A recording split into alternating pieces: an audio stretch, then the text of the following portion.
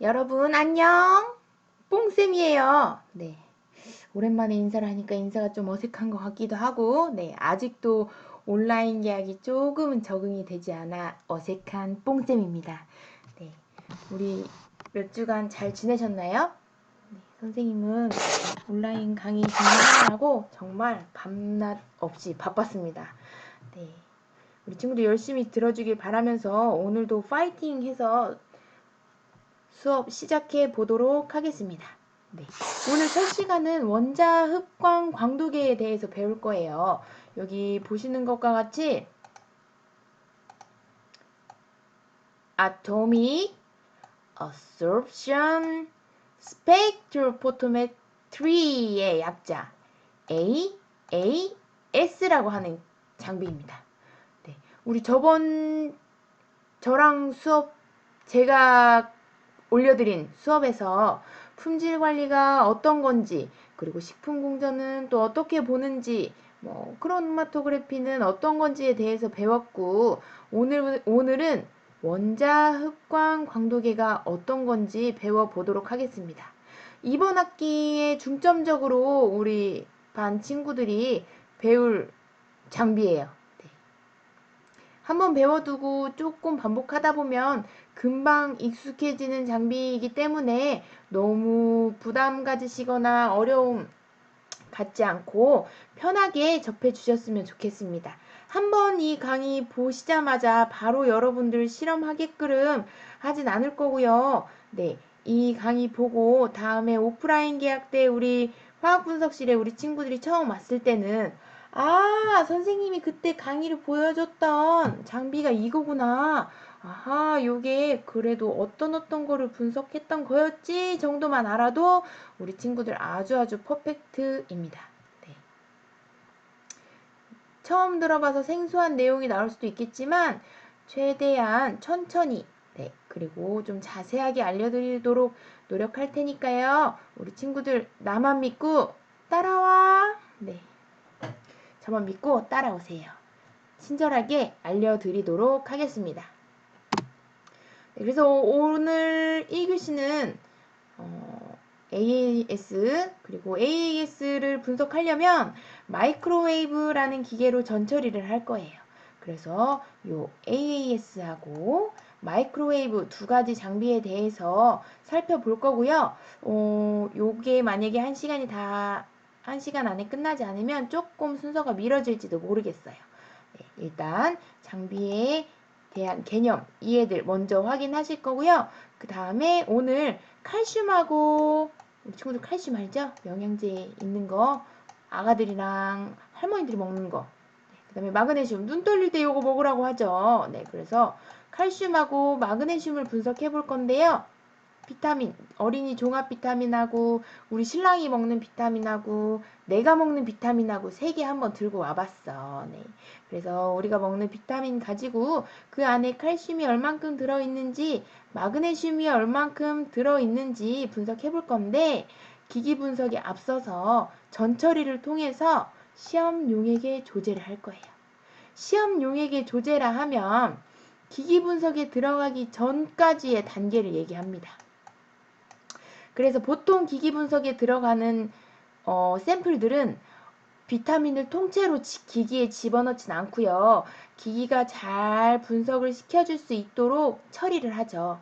그래서 결국에는 젤리든 비타민이든 껌이든 음료든 기기가 잘 분석해 줄 수 있는 용액 상태로 만듭니다. 그래서 기기 분석 전 단계를 시험 용액 조제라고 해요. 액상으로 용액으로 만드는 거. 네. 우리가 선생님이 오늘 챙겨온 비타민 세 종류를 결국은 용액으로 만들 거예요. 비타민이 녹아있는 용액, 칼슘과 마그네슘이 녹아있는 용액으로 만들 겁니다. 그래서 장비 두 가지 이론하시고 시험 용액 조제할 거고요. 이거는 선생님이 열심히 동영상 찍었으니까 실험 동영상으로 확인해 주시면 되겠습니다. 그리고 세 번째로는 이 시험 용액 만든 걸 가지고 드디어 AAS 기계로 찍어 볼 거예요. 이것도 마찬가지로 네, 달달달달달달 떨리는 손으로 열심히 동영상 찍어 봤습니다. 이따가 동영상 확인해 주시고요. 기기 분석이 끝난 결과는 이 시험용액의 농도값이 기기 분석의 결과로 나옵니다. 네.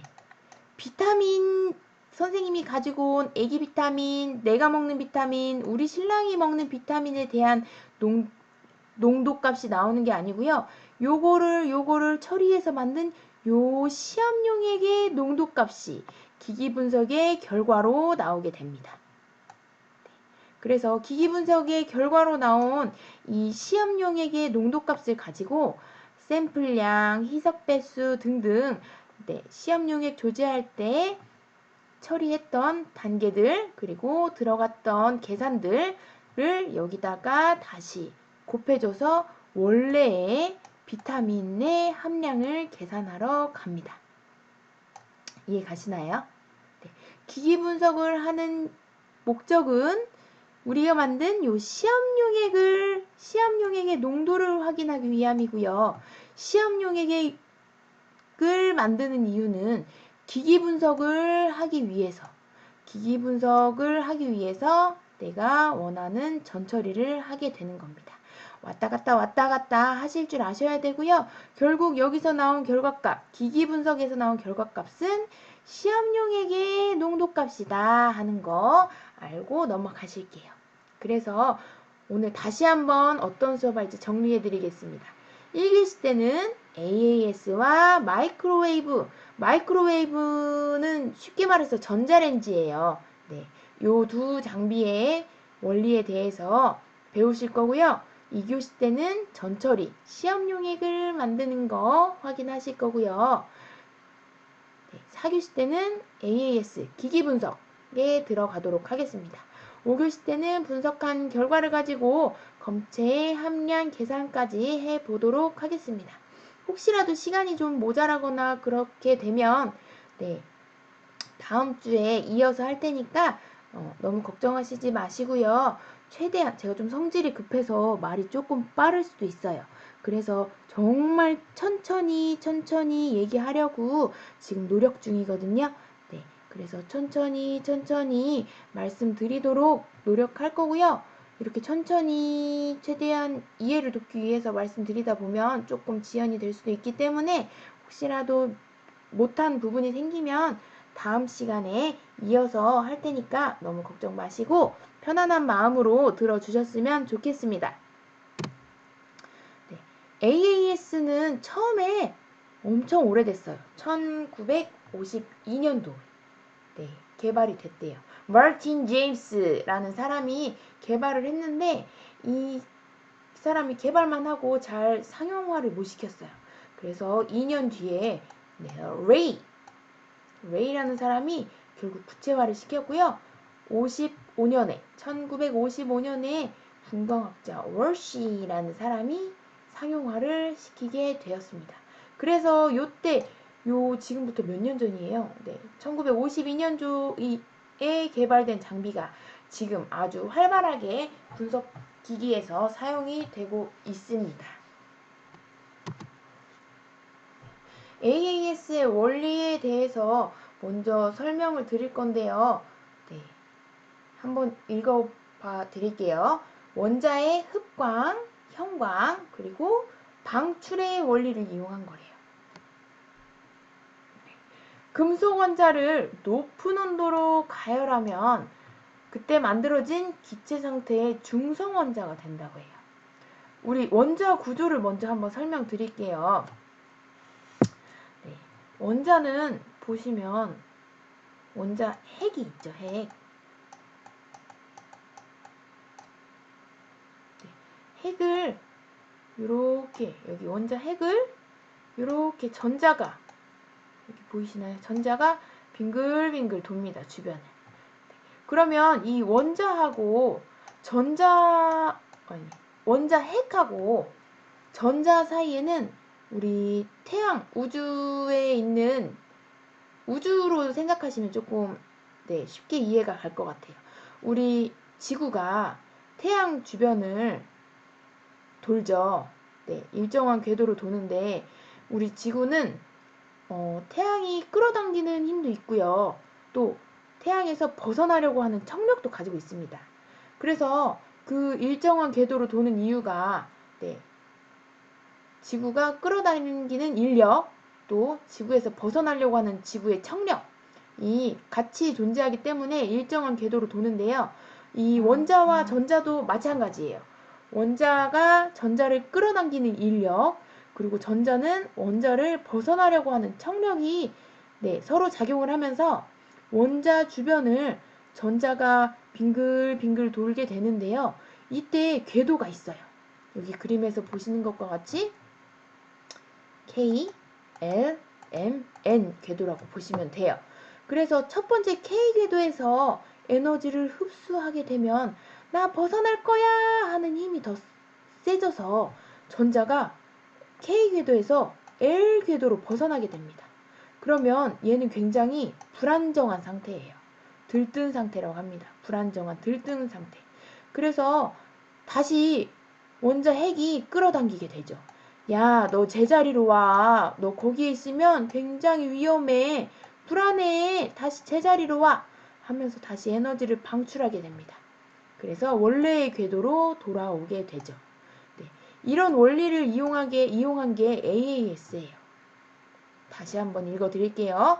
금속 원자를 높은 온도로 가열해서 만들어진 기체 상태의 중성 원자에 복사선, 자외선 또는 가시광선을 쪼이면 원자는 복사 에너지를 흡수하면서 바닥 상태에 있는 전자, 여기 바닥 상태에 있는 전자가 높은 에너지 준위로 전이하여 들뜬 원자가 됩니다. 바닥 상태에 있는 전자가 에너지를 흡수해요. 원자가 복사 에너지를 흡수해서 전자가 결국에는 높은 에너지 준위로 탈출! 청력이 더 세졌어. 너랑 멀어질 거야. 합니다. 그래서 들뜬 원자가 됩니다. 이 들뜬 원자는 흡수한 에너지를 다시 너무 힘들어. 이 많은 에너지 내가 감당 못하겠어. 하고 에너지를 다시 방출하고 원래의 상태로 되돌아오는 전자 전이 현상을 이용한 것이 AAS의 원리입니다. 원자 구조를 조금만 이해를 하시면 우리 친구들 좀 더 정확하고 쉽게 이해할 수가 있어요. 그래서 원자는 핵 주변에 전자가 일정한 궤도로 돌고 있다는 거. 이 정도만 아시면 되시고, 일정한 궤도가 에너지 준위에 따라서 한 궤도가 아니고 K, L, M, N 이렇게 4개나 된다는 거.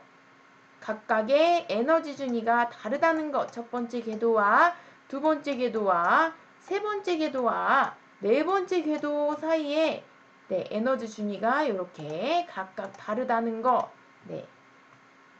요 정도만 알고 계셔도 AAS의 원리는 충분히 이해하실 수 있을 것 같습니다. 그래서 원자 핵을 이렇게 3D로 나타내 보면 양성자 개수와 중성자 개수가 동일하게 원자 핵이 이렇게 있어요. 이 양성자 개수에 따라서 원자 번호가 정해집니다. 그리고 양성자 무게와 중성자 무게는 1:1 거의 같아요. 전자의 무게는 1800분의 1이라고 합니다. 양성자와 중성자에 비하면 전자의 무게는 무시할 만하죠. 그래서 원자 핵의 무게는 양성자와 중성자의 무게랑 같다고 볼 수 있고요. 결국 요게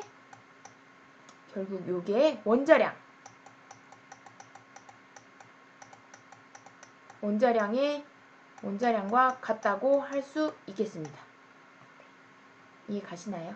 그래서 우리 주기율표에서 원자 번호 곱하기 2, 보통 원자 번호가 홀수인 것들은 원자 번호 곱하기 2에다가 1 더한 게 원자량이죠.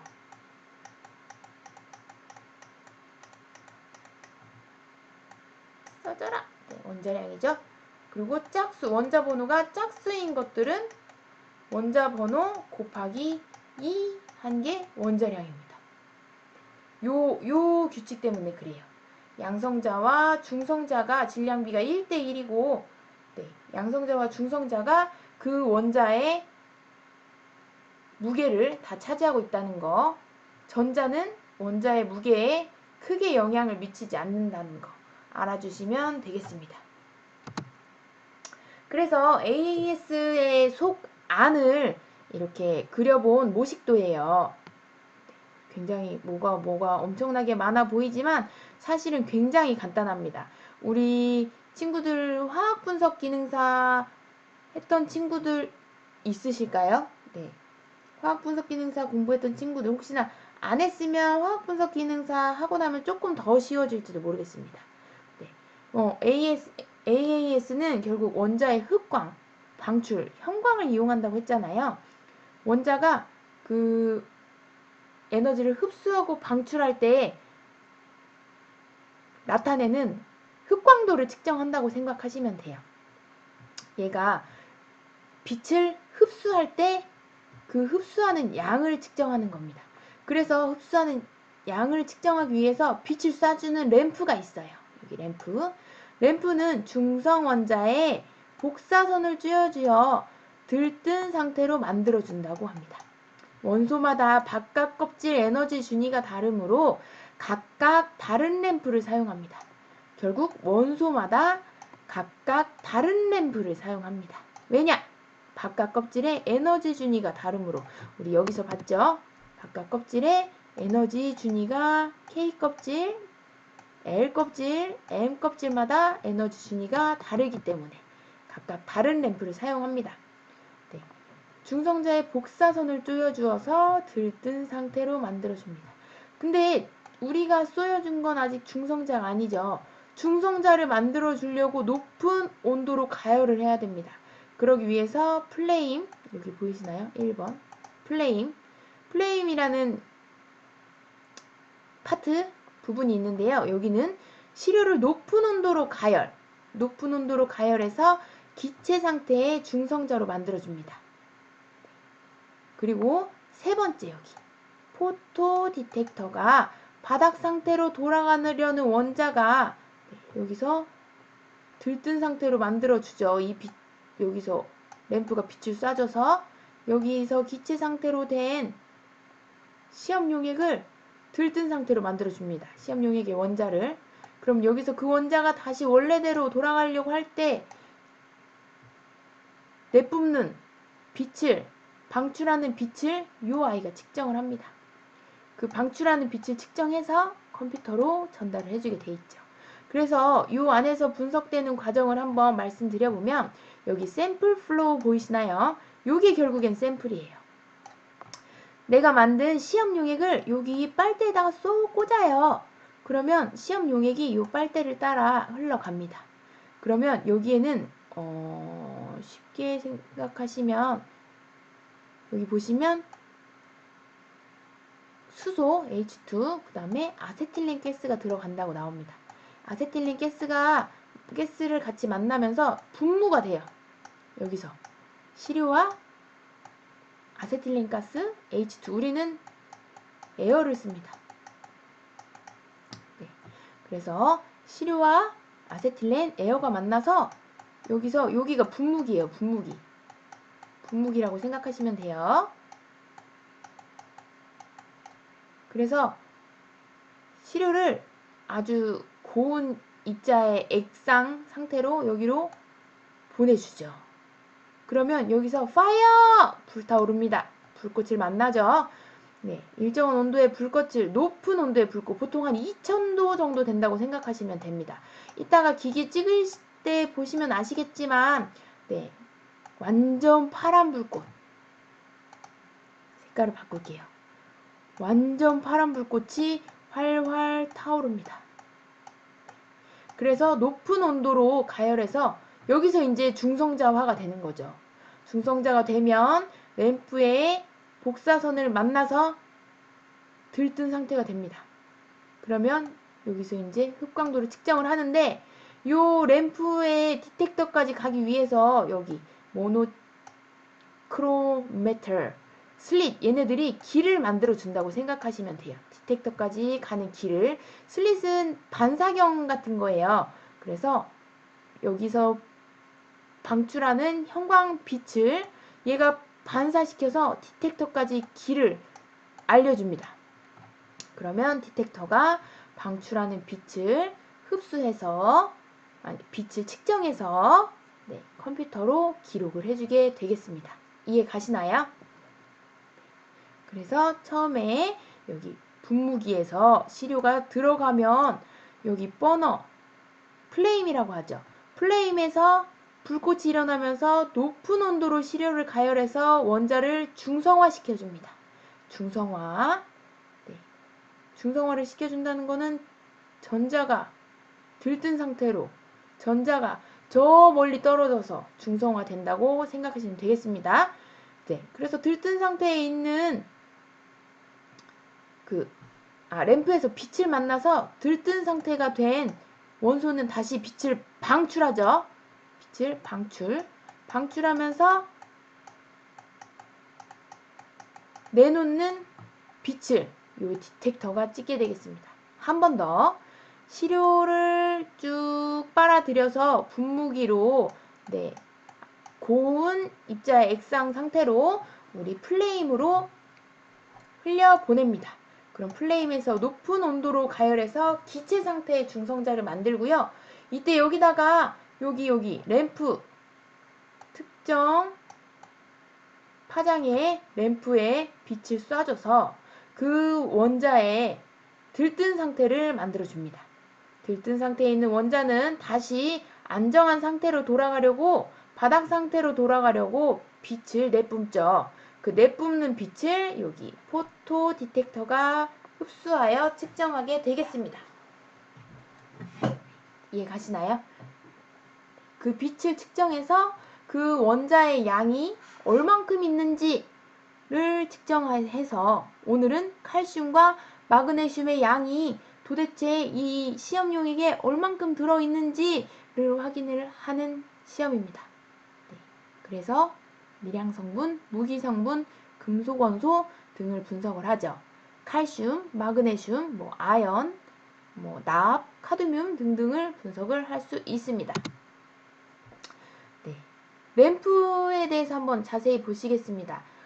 원자 흡수선은 폭이 매우 좁기 때문에 광원으로부터 방출되는 에너지를 원자들이 완전히 흡수하기에는 UV 비저블의 넓은 폭을 방출하는 연속 광원을 사용할 수가 없고, 폭이 좁은 복사선 방출하는 광원을 사용해야 합니다. 원자 흡수선은 폭이 좁대요. 그래서 실제로 램프 보시면 우리 형광등에 비하면 굉장히 작고요. 여기서 쏘여 나오는 빛도 정말 이렇게 한 줄기 빛으로 아주 좁은 폭으로 쏟아져 나옵니다. 얘 같은 경우는 무한으로 사용할 수는 없고요. 보시면 사용 횟수가 정해져 있어요. 약 1000시간 정도 사용하고요. 기계에 보면 내가 칼슘 램프는 몇 시간 사용했는지, 칼슘 램프로 분석을 몇 시간 동안 해봤는지 실제로 확인할 수 있는 창이 있습니다. 그리고 각 원소마다 램프가 정말 다 다르고요. 그러면 내가 칼슘만 우리 실험실에는 칼슘 램프밖에 없는데 납을 분석하고 싶다 하면 납 램프를 따로 구입해서 준비해야 하는 겁니다. 각 원소마다 램프가 다르고 사용 시간이 정해져 있다는 거 기억해 주시고요. 보시면 사용 횟수가 증가하면 음극 물질이 소실되고 충진 기체 압력이 감소돼서 재생이 불가합니다. 그래서 우리 UV 비저블 스펙트로 포토메터에서 사용하는 것처럼 넓은 폭을 방출하는 넓은 폭의 빛을 쏘는 램프를 사용하지 않고요. 이렇게 정말 한 줄기 나중에 기계 보시면 너무 예뻐요. 정말 조그만하게 빛을 쏴주는데 되게 귀엽습니다. 이 빛을 쏴주는 광원을 사용하는 게 이 램프입니다. 램프 종류는 또 이렇게 생긴 거하고 얘는 노멀 램프라고 하거든요. 이렇게 앞이 뾰족한 거 노멀. 노멀 램프라고 하고, 우리 실험실에 있는 거는 전부 다 SR 램프입니다. SR 램프는 어떻게 생겼냐면 얘는 지금 여기 앞에 뾰족한 부분이 나와 있잖아요. SR 램프는 요 부분이 없습니다. 그리고 이렇게 그냥 이렇게 생겼어요. 그래서 여기서 보는 것과 같이 꽂는 부분이 이렇게 있고요. 여기서 빛을 쏴주는 부분 이렇게 있습니다. 양극도 저기서 보이는 것과 같이 이렇게 있고요. 뭐 음극물질 뭐 이런 거 다 같이 똑같이 들어 있습니다. 앞에 여기 모양만 조금 달라요. 그리고 마찬가지로 각 원소마다 램프가 다르고 이 램프가 쏘는 파장도 모두 다릅니다. 그래서 램프마다 각각 이거는 칼슘 원소 분석을 위한 램프입니다. 이거는 마그네슘을 분석하기 위한 램프입니다. 아주 친절하게 다 써 있고요. 또 여기에도 각각 그 들뜬 원자로 만들어주기 위한 파장, 고유의 파장들이 다 써 있습니다. 요거를 확인하고 분석하셔야 해요. 이번에는 플레임이에요. AAS에서 감도에 영향을 주는 요인이 가장 큰 요인이 중성원자를 만드는 원자화 과정입니다. 아까 말씀드렸다시피 플레임, 버너라고도 하는데 이 플레임에서 불꽃을 막 일으키고 여기다가 샘플을 주입하게 됩니다. 샘플, 시료. 시료를 막 주입하는데 요때 중성화가 되는 게 굉장히 중요하죠. 감도에 영향을 주고 정확한 분석을 할 수 있게 하는데 굉장히 중요합니다. 그래서 얘를 불꽃 원자화기, 플레임 오토마이저라고 표시를 하는데요. 용액 상태로 만든 시료를 불꽃 중에 분무하는 방법 중에 하나입니다. 특징으로는 조작이 굉장히 편리하고요. 대부분 AAS에서 모두 사용합니다. 또 높은 불꽃 온도로 들뜬 원자나 이온은 많이 생성되지만 원자가 불꽃 내의 연소 기체나 주위 공기에 의해서 산화물 등 여러 가지 화합물을 형성하여 열 분해가 불안정합니다. 그래서 실제로 원자화가 되는 효율은 우리가 쏘는 시료량의 10% 정도밖에 안 된다고 해요. 그래서 높은 효율을 높이기 위해 불꽃 없는 원자화기가 등장했는데요.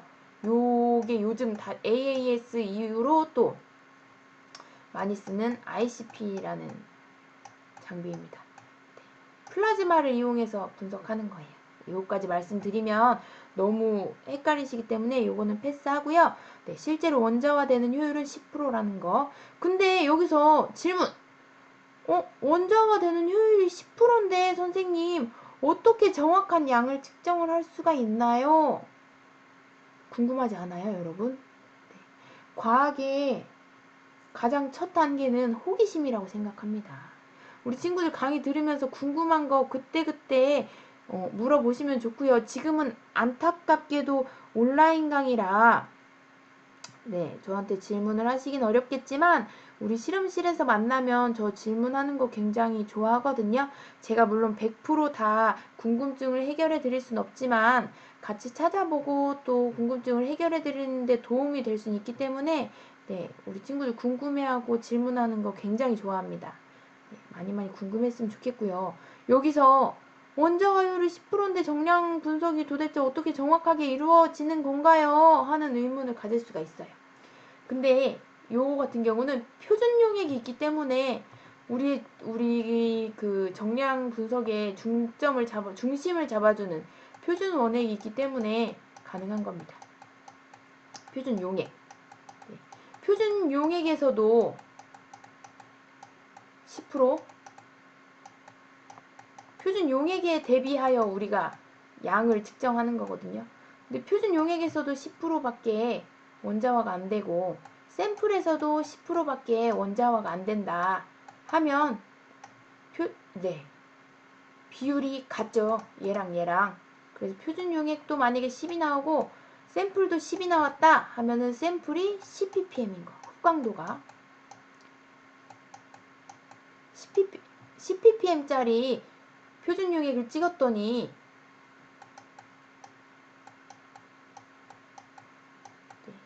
ppm짜리 표준 용액을 찍었더니 흑광도는 뭐 보통 뭐 A라고 표시를 많이 하거든요.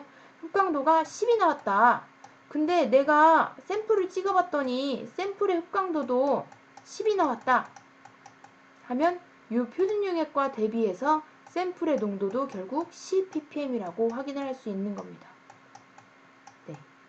원자와 효율은 10%밖에 되지 않지만 이렇게 비교군과 대조군이 있기 때문에 결과 계산이 가능한 겁니다. 이해 가시나요? 그래서 불꽃 방법에 의한 원자와 단계는 3단계를 거칠 수 있는데요. 시료 용액은 가급적 많고 일정하게 작은 방울로 분무돼야 합니다. 이게 일정하게 분무가 안 되면 흑광도가 얘가 흑광도를 측정하는 시간이 한 뭐 3초 내지 5초 정도 되거든요. 근데 그 사이에 일정하게 분무가 안 되면 흑광도 측정이 막 요래 됩니다. 그럼 얘는 정확한 결과라고 확인하기가 어렵겠죠. 그래서 이 플레임에서는 시료 용액을 정말 일정하게 작은 방울로 분무시켜 주는 것도 굉장히 큰 기술입니다.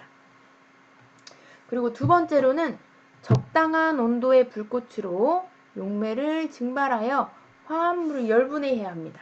네. 온도가 맞지 않으면 그 중성 원자로 만들 수 없고요. 또 중성 원자로 만들지 않게 되면 그 원자를 들뜬 상태로 만들 수 없겠죠. 그럼 분석이 결국 안 되는 거겠죠. 그래서 각 원소에 해당되는 적당한 온도로 용매를 증발시켜야 합니다. 세 번째는 증기 상태의 중성 원자를 생성해야 합니다. 앞에서 플레임 말씀드렸다시피 기체 상태의 중성 원자를 생성해야 합니다. 그래서 플레임 안쪽을 자세히 들여다보면 분무기, 아까 말씀드렸죠. 시료를 방울로 분무해 줄 수 있는 분무기가 있고요. 분무함이 있습니다. 분무함. 여기서 이제 시료와 연료 및 보조기체, 아까는 뭐 에어하고 우리 실험실에서 사용하는 아세틸렌 C2H2 말씀드렸죠. 요거가 섞이도록 분무함에서 섞이도록 해서 분무기에서 분무를 하게 됩니다. 요렇게 만난 시료와 보조기체가 버너로 들어가게 되죠. 불꽃을 만드는 곳으로 들어가게 됩니다. 그래서 분무기에 의해서 시료 용액을 흡입하여 작은 방울의 에어로졸로 분무한 다음에 분무함에서 연료 및 보조기체와 함께 혼합시켜 버너로 흘려보내게 됩니다. 이때 시료 방울 크기가 고르지 않거나 너무 크고 흡입량이 많으면 원자와 효율에 영향을 줄 수 있습니다. 시료 방울 크기가 고르게 분무가 돼야 한다는 점, 그리고 버너 길이가 아까 우리 불꽃 피워지는 요 길이가 10cm 정도 되고요. 요 10cm 정도 사용하는 거는 여기 보시면 C2H2예요. 우리가 사용하는 거 버너 길이입니다. 그리고 더 고온으로 올릴 수 있는 버너가 있습니다. 질소가스를 사용하는 버너인데요. 요 질소가스는 조그만해요. 이렇게 5cm 정도 됩니다. 요 지금 우리 실험실에서는 이 질소가스 버너는 아직 구매가 안 돼 있고요. 요 10cm짜리 아세틸렌가스와 에어가스를 사용하는 C2H2 에어만 사용하는 10cm짜리 버너만 있습니다. 요거로 오늘 칼슘과 마그네슘을 분석할 거예요. 그래서 여기 나와 있네요. 보시면 C2H2 아세틸렌과 에어가스로 혼합해서 쓰는 버너는 2300도 정도까지 올라가고요. 2300도까지 올라가서 분석할 수 있는 원소가 요렇게 엄청나게 많습니다. 그래서 우린 오늘 칼슘과 마그네슘 한다고 했죠. 실제로 분석기관이나 자가품질 검사 기관에서 제일 많이 사용하는 겁니다. 납 분석 가능하고요. 뭐 나트륨도 영양성분 분석표에 표시하기 위해서 꼭 분석해야 되는 원소 중에 하나죠. 칼륨도 많이 하고요. 카드뮴하고 납 같은 경우는 자가품질 검사에서 굉장히 많이 나오는 분석 항목이기 때문에 이것도 정말 많이 합니다. 그리고 철도 분석 많이 하고요. 또 아연. 네, 분석 굉장히 많이 합니다. 여기가 납이 아니었네요. 납이 여기 있네요. PB. 네, 납 분석 굉장히 많이 합니다. 그리고 앞에서 나왔던 5cm짜리 버너. 네. C2H2 아세틸렌 가스하고 질소 가스를 같이 사용하는 버너예요. 이 버너는 거의 3000도씨까지 올라갑니다. 네, 이거 분석하실 때 불꽃에 뭐 손 넣으시거나 이런 분들 없으시겠죠. 안전장치가 물론 되어 있지만 네, 항상 정말 고온이기 때문에 주의하셔야 되고요. 알루미늄 많이 분석하고요. 또 선생님 네, 요 정도. 얘 같은 경우는 많이 대중적으로 사용은 안 하기 때문에 지금 우리 실험실에 요 H2 아세틸렌 에어 버너가 들어와 있죠. 그래서 우리는 아세틸렌 가스와 에어를 이용해서 10cm짜리 버너로 분석을 한다는 거 네, 기억하시면 되겠습니다. 네, 우리 이번 시간 AA 분석 여기까지 설명 마치고요. 다음 시간부터는 AAS 분석을 하기 위해 전처리할 때 필요한 장비 네, 마이크로웨이브에 대해서 한번 살펴보도록 하겠습니다. 우리 친구들 긴 시간 수업 듣느라고 1시간 수업 듣느라고 애쓰셨고요. 잠깐 쉬는 시간 동안 화장실도 다녀오시고 여태 마이크로웨이브 말고 AAS 우리 1교시 때 한 AAS 이해 안 갔던 부분 있으시면 다시 한번 영상 돌려보시면서 한 번 더 보시고 오시면 좋겠습니다. 네. 그리고 혹시나 AAS 설명 들으셨는데 조금 잘 이해가 안 가시는 부분 있으시면 네, 수첩이나 노트에 꼭 메모해 놓으시고 저 만났을 때 질문해 주세요. 네, 그러면 최대한 성심성의껏 답변 드리도록 하겠습니다. 1시간 수업 듣느라고 고생 너무 많이 하셨고요. 2교시 때는 마이크로웨이브에 대해서 설명하고요. 네, AAS 오늘 칼슘하고 마그네슘 분석하기 위해서 분석 과정 어떻게 되는지 한번 설명드리도록 하겠습니다. 수고하셨습니다. 2교시 때 만날게요.